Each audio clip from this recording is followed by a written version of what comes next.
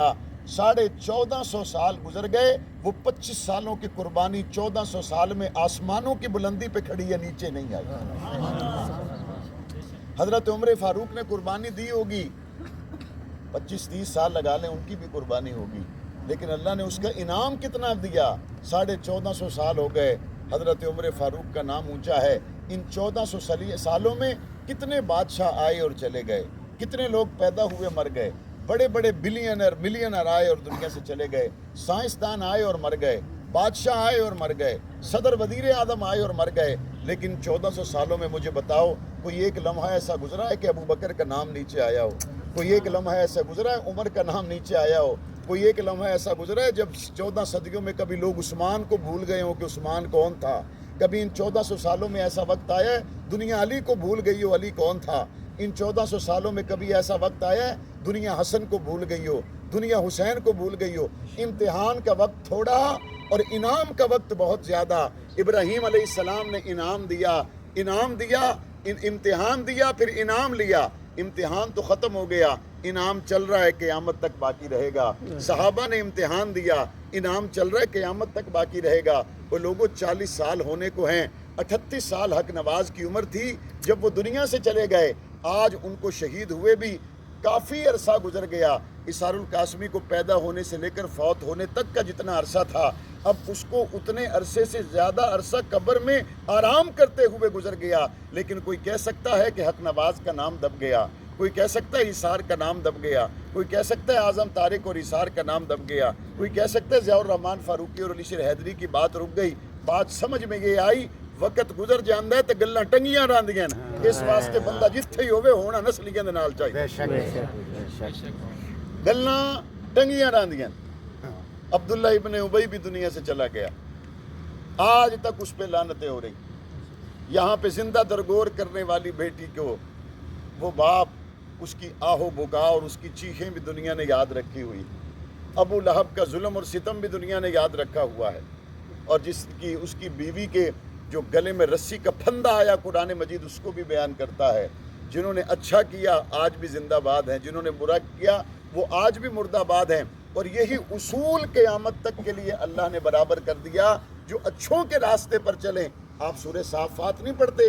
اللہ نے اپنے نبیوں کے لیے کیا کہا؟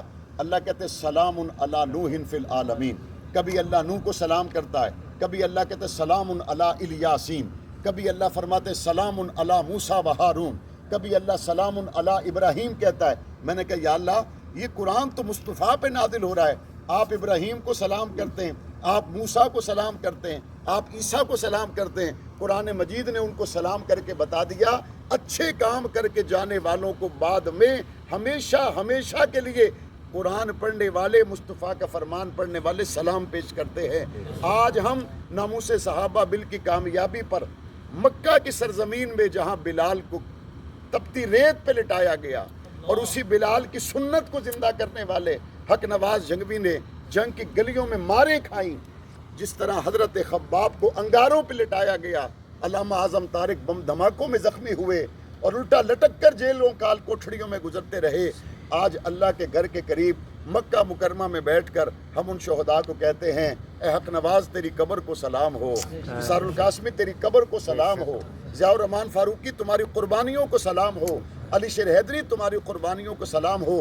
خدا کی قسم ہم تو اس قابل ہی نہیں تھے، اصل تو یہ رنگ تمہارا خون لایا ہے، ہم تو اس قابل ہی نہیں تھے، یہ محنت تمہاری تھی، یہ قربانی تمہاری تھی، یہ کوششیں تمہاری تھی۔ کال کوٹھڑیوں میں جا کر اماں عائشہ صدیقہ کی عزت کے نعرے بلند کرنے والوں، یہ ساری قربانیاں تمہاری تھیں، اور انشاءاللہ ثم انشاءاللہ گستاخ کے لیے قانون بھی بنے گا اور پاکستان میں صحابہ کا نظام بھی آئے گا انشاءاللہ۔ یہ قربانی جو اللہ کے راستے میں جاتی کبھی ضائع نہیں ہوتی۔ آپ یہاں سے پیسے بھیج دیں پاکستان میں بعض لوگ ہنڈی سے بھیج دیتے، بعض لوگ بینک سے بھیج دیتے۔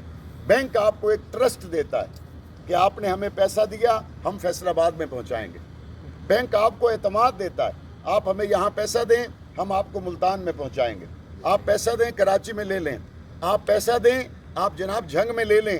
اور لوگوں ذرا سوچو تو صحیح، مکے سے پیسہ جائے اور بینک آپ کو اعتماد دلائے اور کراچی میں آپ کا پیسہ مرتا نہیں ہے، پورے کا پورا مل جاتا ہے، फैसला बाद में आपका पैसा मरता नहीं है, पूरे का पूरा मिल जाता है। वो अगर बैंक वालों का सच्चा वादा है तो रब का वादा तो सबसे सच्चा है, रसूल का वादा तो सबसे सच्चा है। अगर बैंक वालों के वादे सच्चे हैं और दुनिया उन पे एतमाद करती है तो मोहम्मद से सच्चा वादा दुनिया में और किसी का नहीं हो सकता। सहाबा अहले बैत से सच्चा वादा और किसी का नहीं हो सकता कि पैगंबर अलैहिस्सलाम ने जब सहाबा कराम को पकी हुई खजूरें सीजन के टाइम में किसी यार बेले ਨੂੰ ਬੰਦਾ ਆਖੇ ਨਾ ਵੀ ਚਾਂਦ ਰਾਤ ਤੇ ਤੇਰੀ ਹੈ ਜੁੱਤੀਆਂ ਦੀ ਦੁਕਾਨ ਤੇ ਆ ਜ਼ਰਾ ਮਰੀ ਫਿਰ ਟੋਰਾ ਵੀ ਹੈ ਉਹ ਆਦਤ ਚੰਨ ਯਾਰੀ ਮੁੜ ਬਾਹਰ ਰੱਖ ਕੇ ਆਵੇਂ ਸੀਜ਼ਨ ਤੋਂ ਬਾਅਦ ਗੱਲਾਂ ਉਸ ਸੀਜ਼ਨ ਤੋਂ ਪਹਿਲੇ ਤੇਰੀ ਮੇਰੀ ਕੋਈ ਯਾਰੀ ਨਹੀਂ। ਸੀਜ਼ਨ ਤੇ ਬੰਦੇ ਅਗਰ ਖੁਦਾ ਨਾ ਖਾਸਤਾ ਕਰੀਬੀ ਫੌਤਗੀ ਹੋ ਜਾਵੇ ਤੇ ਬੰਦੇ ਰਿਸ਼ਤੇਦਾਰਾਂ ਨੂੰ ਆ ਦੇਣ ਕਿ ਭਈ ਮੈਂ ਜ਼ਰਾ ਫੌਤਗੀ ਮਹਿਮਾਨ ਦੁੱਖ ਸੁੱਖ ਦਾ ਵੇਲਾ ਹੈ ਦੋ ਤਰਾ ਦੇ ਘਰ ਦੇ ਲਵਾਂ चंद दुकान नहीं बंद होनी चाहिए, सीजन का टाइम है, कर्जे उतारने अगला साल सारा इसे सीजन ते मेरा चलना है, लिहाजा मेहरबानी कर दुकान ते तू टाइम दे देवी मामे उरा जनादा मैं पढ़ी हमना, दुकान ते तू टाइम दे देवी ते फलाने रिश्तेदार दा मैं जनादा पढ़ी हमना। बंदे दुकान बंद नहीं करते, सीजन का टाइम हो कोई छोड़ता नहीं है। सहाबा के बाग पके हुए थे, पाक पैगंबर ने फरमाया हाँ भाई चलो रूम के मुकाबिल चलो। हुजूर के किसी सहाबी ने खजूर के बाग को देखा ही कोई न कि यार रसूलल्लाह यार। कल मदीना मुनव्वरा में बात करते हुए मेरे ज़हन में अल्लाह ने बात डाली जब हुजूर नबी करीम सल्लल्लाहु अलैहि वसल्लम के सहाबा कराम को पाक पैगंबर ने उहद में ले गए तो शिकस्त हो गई, तो हुजूर ने सहाबा से फरमाया हाँ भाई काफिरों का लश्कर दोबारा आ रहा है तो फिर तैयार हो। लिखा है कि किसी सहाबी की टांग नहीं थी वो फिर खड़ा हो गया, लिखा है किसी का बाजू नहीं था वो फिर खड़ा हो गया, किसी की तलवार टूटी हुई थी वो फिर खड़ा हो गया। उसने कहा या रसूलल्लाह जेड़ी जान गई है वो भी तुहाडी है, जेड़ी रांदी है ये भी तुहाडी, जो रह गई ये भी आपकी है, जो चली गई वो भी आपकी है। वो जालिमों जिन सहाबा कराम ने अपनी टूटी हुई टांग की परवाह नहीं की उनके बारे में कहते हो कि माले गनीमत पे टूट पड़े।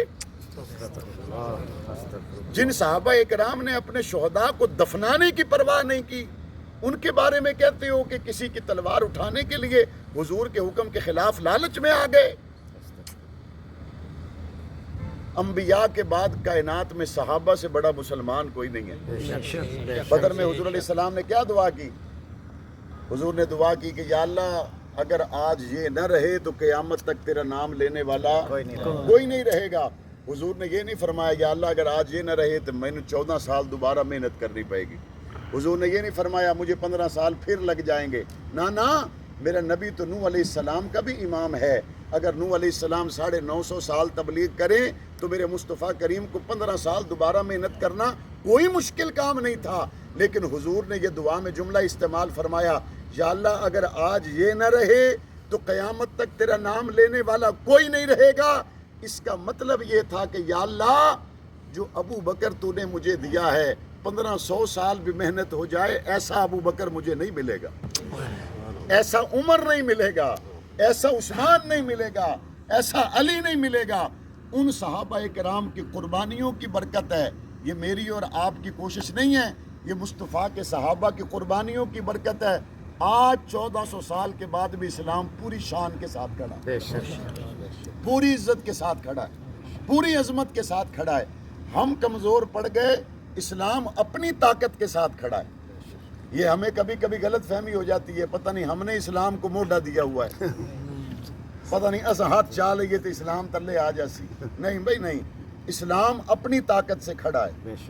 इस्लाम की बुनियादों में अल्लाह के रसूल के दंदान मुबारक का खून है। इस्लाम की बुनियादों में मेरे नबी को ताइफ की वादियों में जो पत्थर लगे वो है। हुजूर अलैहिस्सलाम का लहू लुहान होना है। मुस्तफ़ा करीम के बदन अतहर पर ज़ख्मों के निशान है। इस्लाम की इमारत जो खड़ी है ये हबशे के काले बिलाल के ज़ख्मों पे खड़ी है। इस्लाम की इमारत जो खड़ी है ये सुमैया के टुकड़ों पे खड़ी है। वो मक्का में तो वक्त भी तो देखा होगा ना जब इस मक्का में मुस्तफ़ा का कलमा पढ़ने वाली को चीर दिया गया। वो वक्त भी तो इस मक्का ने देखा जब हजरत यासिर को 4 ऊँटों से बांधकर 4 ऊँटों को मुख्तलिफ सिमतों में दौड़ा दिया गया और यासिर के टुकड़े टुकड़े हो गए। वो वक्त भी तो दुनिया ने देखा होगा। آج معاویہ اعظم عمرہ کر کے آئے، طواف کر کے آئے، وہ ساری دنیا کہتی ہے لبیک اللہم لبیک، ساری دنیا اللہ اکبر کہتی ہے، ساری دنیا اللہ کی حمد و ثنا بیان کرتی ہے، مصطفیٰ پہ درود بھیجتی ہے۔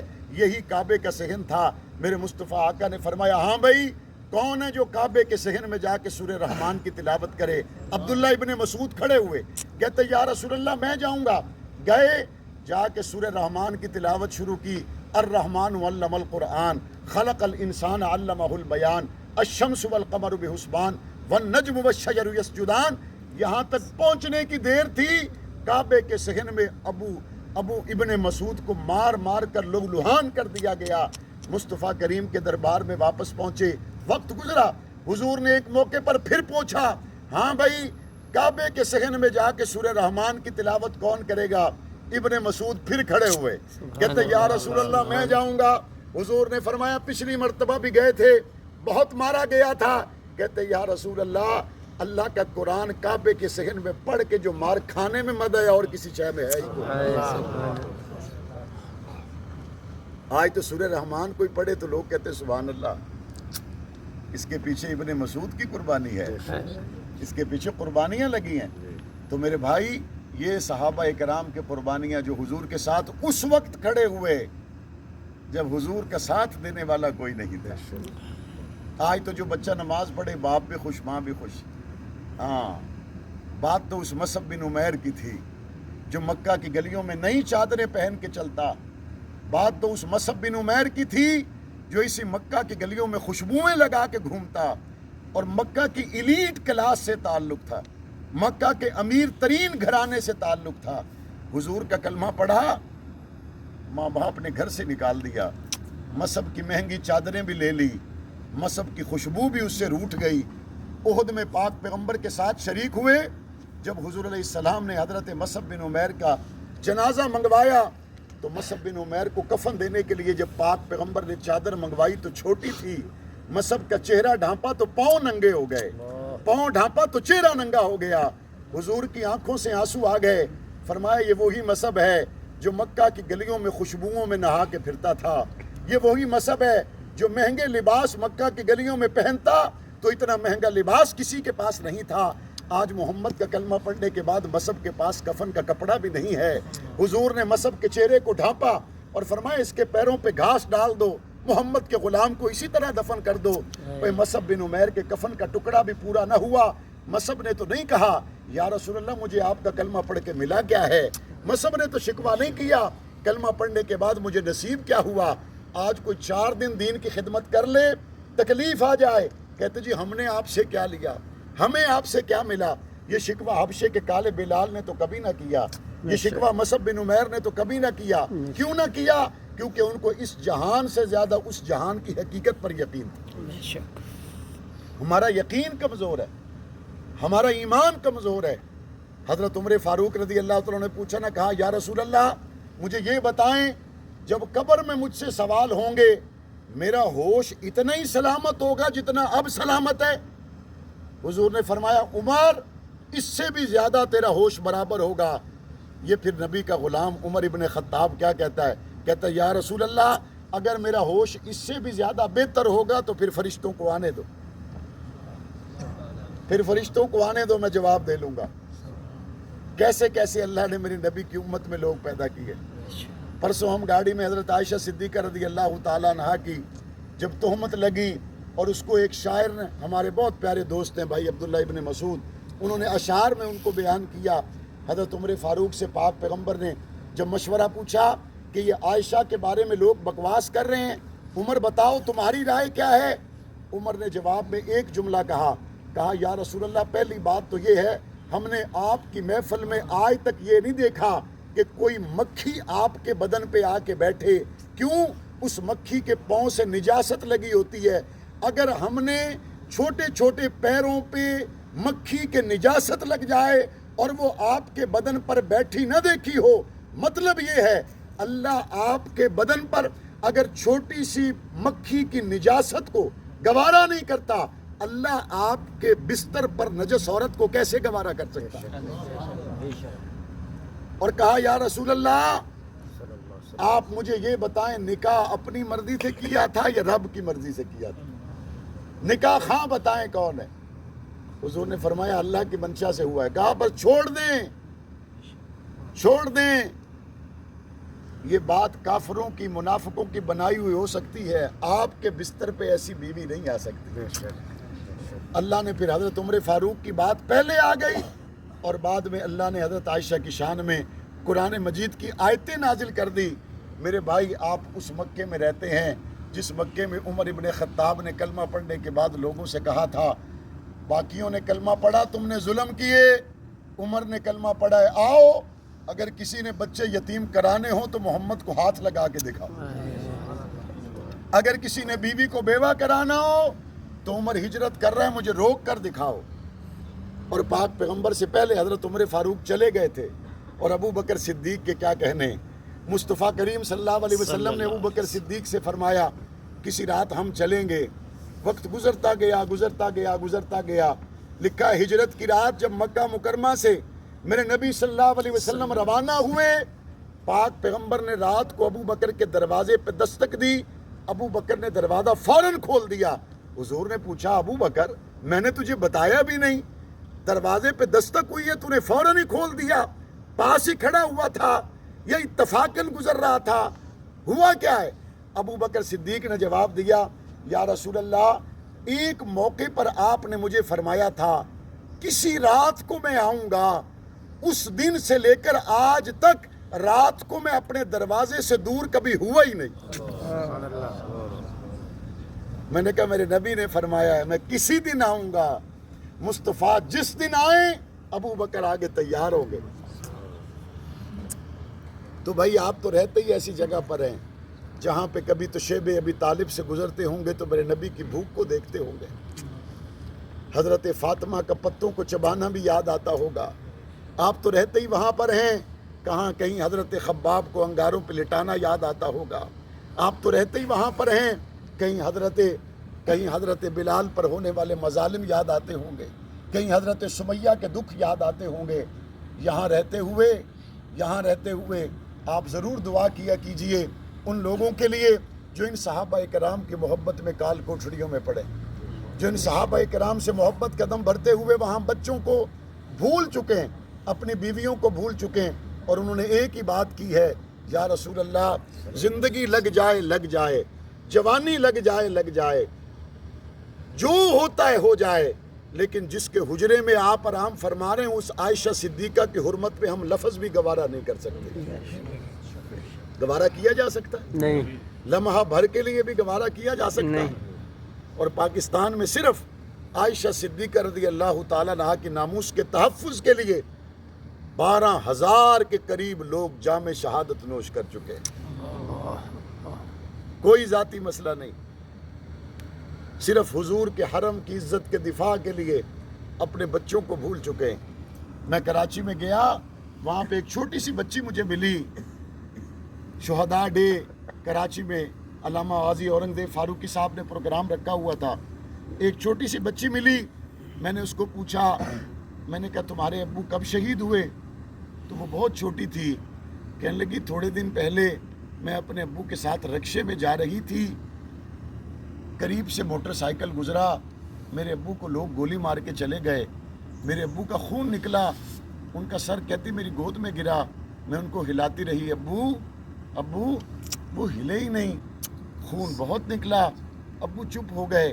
ساری زندگی گزر جائے گی، اس معصوم بیٹی کے ذہن سے یہ کبھی زخم نہیں دھل سکتا، یہ نقشہ کبھی نہیں مٹ سکتا کہ میری آنکھ کے سامنے میرا ابا خون میں نہا گیا. لیکن جب یہ بچی سن شعور کو پہنچے گی، اس کو بتانے والے بتائیں گے تو صحیح کہ تیرے بابا جو خون میں نہا گئے، کوئی زمین کا جھگڑا نہیں تھا، کوئی پلاٹ کا جھگڑا نہیں تھا، ابو بکر صدیق کی عزت کی بات تھی، عائشہ صدیقہ کی عزت کی بات تھی. 2 جنازے بھی لوگوں نے اٹھائے، 4 جنازے بھی لوگوں نے اٹھائے. کال کوٹھڑیوں سے 28 سال کے بعد بھی لوگ مسکرا کر نکلے. پریشانیوں، تکلیفوں، صدمات سے گزرنے کے بعد جب بھی ہم نے کسی سے پوچھا، ان کی زبان پر جملہ ایک ہی تھا، مولانا عائشہ صدیقہ کی عزت کے لیے 1 نہیں 1000 جانیں بھی ہوں تو ہم قربان کرنے کے لیے تیار ہیں. اور اللہ تعالیٰ نے اس کی ایک ظاہری طور پر ہمیں کامیابی بھی دکھائی. آپ میں سے جو پنجاب کے علاقے میں اس چیز کو سمجھتے ہوں، زمین کو لیزر کروانا، جو اس کو سمجھتے ہوں وہ ہاتھ کھڑا کریں. ماشاءاللہ سارے پنجابی سمجھتے. زمین کو لیزر نہ کیا ہوا ہو تو پانی کی بالٹی ڈالیں، وہاں جا کے ختم ہو جائے گی. اور زمین کو لیزر کیا ہوا ہو پھر تھوڑا سا پانی بھی ڈالیں تو وہ آخر تک چلا جاتا ہے. آج لوگ کہتے ہیں قومی اسمبلی میں سارے ہی صحابہ کی عزت کے لیے کھڑے ہو گئے. آج لوگ کہتے ہیں سینٹ میں سارے ہی صحابہ کی عزت کے لیے کھڑے ہو گئے. میں نے کہا بے شک کھڑے ہو گئے، لیکن اس زمین کو خون سے لیزر کرنے والے کا نام اعظم طارق ہے. اس زمین کو خون سے جنہوں نے لیزر کیا، برابر کیا کہ پہلے وہاں پہ دلائل دیے جاتے تھے، اور بے نظیر اس وقت لوگوں کو فون کر کے کہتی تھی خبردار اعظم طارق کے بل پہ دستخط نہ کرنا. اور آج وقت آیا، اعظم طارق دنیا میں نہیں ہے، حق نواز دنیا میں نہیں ہے، ایثار دنیا میں نہیں ہے. اللہ نے اس ایوان کے ماحول کو ایسا سازگار کر دیا. جماعت اسلامی کے مولانا عبدالاکبر چترالی صحابہ کی عزت کی بات کریں، پیپلز پارٹی بھی کہتی ہم ساتھ ہیں، مسلم لیگ بھی کہتی ہم ساتھ ہیں، تحریک انصاف بھی کہتی ہم ساتھ ہیں، ANP بھی کہتی ہم ساتھ ہیں، سارے کہتے ہیں ہم ساتھ ہیں. جب وہ بل سینٹ میں جاتا ہے، میں نے بہت پہلے ڈیرہ غازی خان کے علاقے میں ایک تقریر کی تھی. مجھے دوستوں نے کہا آپ نے ووٹ کیوں دیا؟ میں نے کہا ہماری ساری قربانی ناموس صحابہ بل کے لیے تھی. ہمیں جب سامنے منزل نظر آئی ہم ووٹ دینے کے لیے تیار ہو گئے. لوگوں نے کہا نہیں آپ کے ساتھ دھوکہ ہوگا. میں نے کہا ہم نے اخلاص پر فیصلہ کیا ہے، اللہ نتیجہ نکالے گا. الحمدللہ رب العالمین. سینٹ میں مولانا عبدالکریم جن کا تعلق مسلم لیگ نون سے ہے اور وہ ڈیرہ غازی خان سے تعلق رکھتے ہیں، وہ بل سینٹ میں انہوں نے پیش کیا. اور ان کا ساتھ دینے والوں میں جماعت اسلامی کے سینیٹر مشتاق بھی تھے، جمعیت علماء اسلام کے عبدالغفور حیدری، مولانا فضل محمد بھی تھے، اور دیگر اراکین پارلیمنٹ نے بھی ان کا ساتھ دیا. الحمدللہ جو بات آج سے 30 سال پہلے ہم قومی اسمبلی میں کہتے اور لوگ کہتے تھے کہ دیوانے کی بڑھ ہے، آج ان کے خون کی برکت سے وہ دن آیا. وہ بات قومی اسمبلی سے بھی پاس ہوئی، وہ بات سینٹ سے بھی پاس ہوئی. اس کا مطلب یہ ہوا اب یہ مولانا حق نواز اور اعظم طارق کی بات نہیں ہے، اب سارا پاکستان ابو بکر صدیق کے ساتھ کھڑا ہوا ہے. یہ وہ منظر ہے کہ کبھی تو وقت تھا کہ مکہ کی گلیوں میں بلال کو مارا جاتا تھا، اور کبھی وقت ہے کہ کعبہ کی رونقیں ماند نہیں پڑ رہی، اور کبھی وقت تھا ابو بکر صدیق کے نام پر ہمیں الٹا لٹکا دیا جاتا. اور وقت گزرا، حالات گزرا، قریب 40 سال کے عرصے کے بعد اللہ نے دکھا دیا کہ سارا پاکستان عائشہ صدیقہ کی سائیڈ پہ کھڑا ہوا ہے، سارا پاکستان صحابہ اور اہل بیت کی سائیڈ پہ کھڑا ہوا ہے. رہی بات صدر پاکستان ڈاکٹر عارف علوی صاحب کی، عارف علوی صاحب 5 سال تو آپ کے ختم ہو گئے، کاش اس بل پہ دستخط کر کے 50,000 سال کے دن کی عزت آپ کما لیتے.